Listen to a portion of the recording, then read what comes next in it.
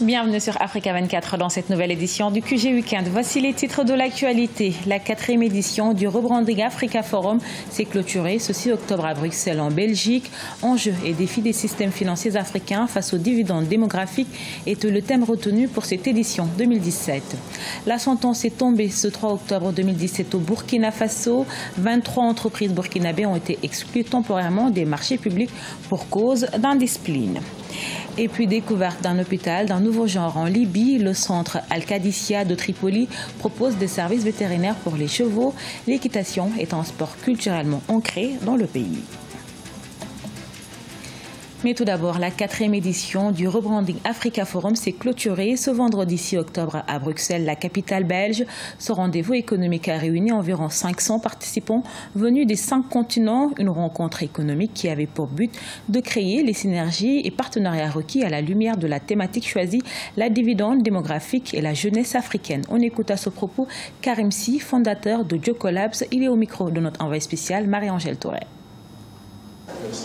Rebranding Africa Forum, un événement qui se déroule comme chaque année à Bruxelles, en Belgique, en présence notamment de Karim Sy, le fondateur de Jocolabs, le premier espace de travail collaboratif d'Afrique.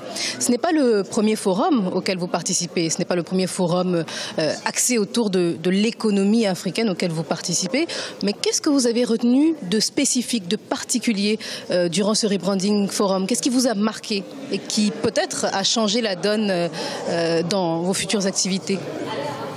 Merci Marie-Angèle pour cette question.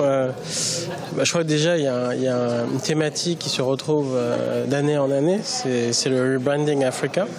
Je crois qui amène tout le monde à se retrouver dans cette volonté de revoir l'Afrique, la manière dont elle est présentée. D'ailleurs, Africa 24 y participe, vous y participez.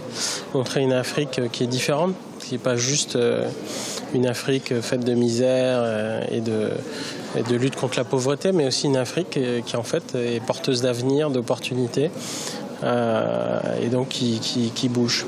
Et je crois que autour de la thématique qui était abordée, quelque chose qui est revenu de manière récurrente, c'était quand même la question du dividende démographique et la question de la jeunesse tout particulièrement. Une question qui nous préoccupe au niveau de Jocolabs, puisque l'initiative s'adresse tout particulièrement aux jeunes entrepreneurs. Pour les relier à tout un écosystème qui puisse leur permettre d'émerger. Et ce dividende démographique, tout le monde se pose la question de finalement qu'est-ce qu'on en fait? Est-ce que c'était une opportunité? Est-ce que c'est un risque? Et justement, est-ce que vous avez entendu lors de ce forum une réponse ou des réponses à cette question qui vous taraude? Alors, je crois qu'il y a des réponses, il n'y en a pas qu'une. Heureusement d'ailleurs, sinon ce serait risque, puisque de la même manière qu'il y a des Afriques, ce qu'on voit c'est que justement il y a floraison d'initiatives extrêmement intéressantes qui se déploient par-ci et par-là. Je crois qu'il y a des alertes aussi qui ont été données, c'est-à-dire sur les différents enjeux, les risques aussi des différentes grandes transitions qui sont en train de s'opérer, écologiques et j'en passe, qui constituent des risques aussi et des facteurs qui mettent une pression sur la possibilité qu'on a à porter de la croissance. Clairement, le fait qu'il faut aujourd'hui arriver à accélérer, à passer à l'échelle, à mieux identifier ce qui marche, à les répliquer dans d'autres pays, à les faire passer vraiment à une autre échelle. Merci à vous d'avoir accepté de répondre à ces questions, Karim Sy. Et c'est sur ces mots que s'achève ce Rebranding Africa Forum. Je vous rappelle que le thème choisi était enjeux et défis des systèmes financiers africains face aux dividendes démographiques. Et cet événement a rassemblé plusieurs centaines d'intervenants, de participants déterminés à œuvrer sans répit pour bâtir l'Afrique de demain, une Afrique prospère. Au Burkina Faso, 23 entreprises ont été exclues temporairement des marchés publics, une décision de l'autorité de régulation de la commande publique pour manque de discipline. Toutefois, l'ARCOP n'a pas saisi la justice pour une suite à donner. Les détails avec Marcel Farba-Maroun. L'exercice 2016 n'a pas été de tout repos pour l'ARCOP, autorité burkinabé de régulation de la commande publique. En effet, dans son rapport d'activité 2016, publié le 3 octobre 2017, l'ARCOP a indiqué avoir exclu temporairement 23 entreprises des marchés publics burkinabés pour manque de discipline. Toujours selon le même rapport, 785 affaires ont été traitées, parmi lesquelles 622 concernent les plaintes de soumissionnaires, dont 214 se sont révélées non fondées. Il faut des actes forts pour dissuader les gens à commettre des erreurs. Et au niveau de l'ARCOP, on ne badine pas avec les textes. Si les entreprises veulent continuer à bénéficier des marchés publics, elles doivent se conformer à la réglementation pour que la concurrence saine soit de mise. Selon l'ARCOP, certaines entreprises empruntent des raccourcis, falsifient des documents ou tentent parfois même d'influencer les autorités contractantes, notamment par des moyens de corruption, de trafic d'influence afin d'obtenir les marchés. À noter qu'en dehors de la suspension ou de la radiation des entreprises fautives, l'ARCOP n'a pas saisi la justice pour une suite à donner, ce du fait de la réglementation qui la régissait jusque-là.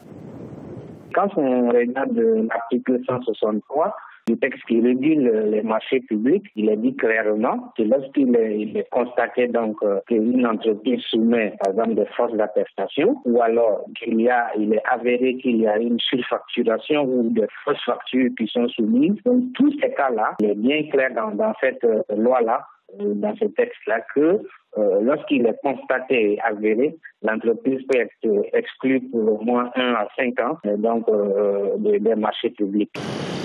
Créée par décret le 27 juin 2014, l'ARCOP a pour mission de définir des politiques en matière de marché public et de délégation des services publics. Elle assure aussi la formation et l'information des acteurs de la commande publique, l'audit et l'évaluation du système, ainsi que le règlement non juridictionnel des différends.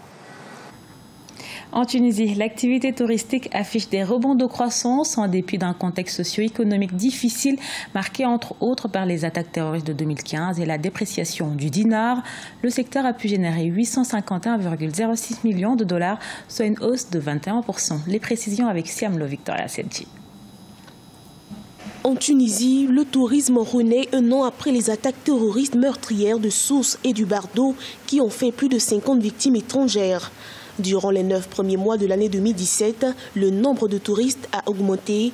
Malgré la forte dépréciation du dinar tunisien, les revenus du secteur ont grimpé à 851,06 millions de dollars par rapport à l'année 2016, selon les données de la Banque centrale tunisienne. Le bilan 2016 faisait état d'une baisse des recettes touristiques de 15% pour 3,5 millions de touristes à fin août 2016. Les recettes pour la période donc de janvier jusqu'au 20 septembre en dinars tunisiens ont augmenté de 21%. En euros, on enregistre une légère augmentation de 6,4% par rapport à l'année dernière. Donc, malgré la baisse du dinar, quand on calcule en euros, donc on enregistre quand même une augmentation de 6,4%. Depuis les dernières attaques terroristes au musée national du Bardo et dans la station balnéaire de Sousse, les autorités tunisiennes ont renforcé le dispositif de sécurité. Des points de contrôle sur les routes principales et dans les hôtels ont été érigés pour rassurer la clientèle étrangère et tunisienne. Le gouvernement a d'ailleurs fait le vœu de remotiver le secteur en attirant le maximum de visiteurs. Alors moi je pense que de point de vue sécurité, nous avons fait un très grand pas. Alors qu'est-ce qui reste d'autre? Il reste à nous occuper de l'environnement. Ça c'est très important. De la propreté du pays. Il faudrait aussi ne pas négliger le service au niveau des hôtels. Il faut une amélioration continue. Le tourisme représente environ 8% du produit intérieur brut de la Tunisie. Il génère en variation annuelle entre 18 et 20% de recettes en devises, couvre 56% du déficit commercial et emploie 400 000 personnes. La Tunisie souhaite promouvoir un tourisme haut de gamme et s'efforce ainsi à diversifier son offre de loisirs. C'est un hôpital d'un nouveau genre qui a ouvert à Tripoli, en Libye. Le centre Al-Qadissia propose des services vétérinaires pour les chevaux. L'équitation est un sport particulièrement ancré dans le pays. L'hôpital est donc une nécessité. Ashley Duprat. À Tripoli, en Libye, le premier hôpital destiné aux chevaux a ouvert. Le projet, lancé en 2017, répond à un véritable besoin. La structure accueille régulièrement des chevaux de course, particulièrement plébiscités dans le pays, tout comme des chevaux de garde, appartenant aux forces de sécurité. Ici, les chevaux ont également accès à des analyses de sang, des suivis des chirurgies et des refuges. Nous traitons les plaies et faisons d'autres examens réguliers pour les chevaux, des chirurgies générales et des chirurgies pour les os cassés. Des services tels que la radiographie, les tests sanguins et les massages sont proposés. Les examens généraux pour un cheval peuvent coûter entre 20 et 120 dinars libyens. Un arsenal de prestations peu coûteuses que les dirigeants de l'hôpital comptent bien élargir. Nulle part ailleurs en Libye, vous ne trouverez une telle installation.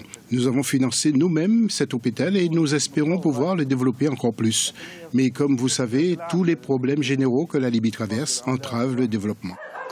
En plus de répondre à un véritable besoin, l'hôpital est le seul, dans le pays, à employer des femmes.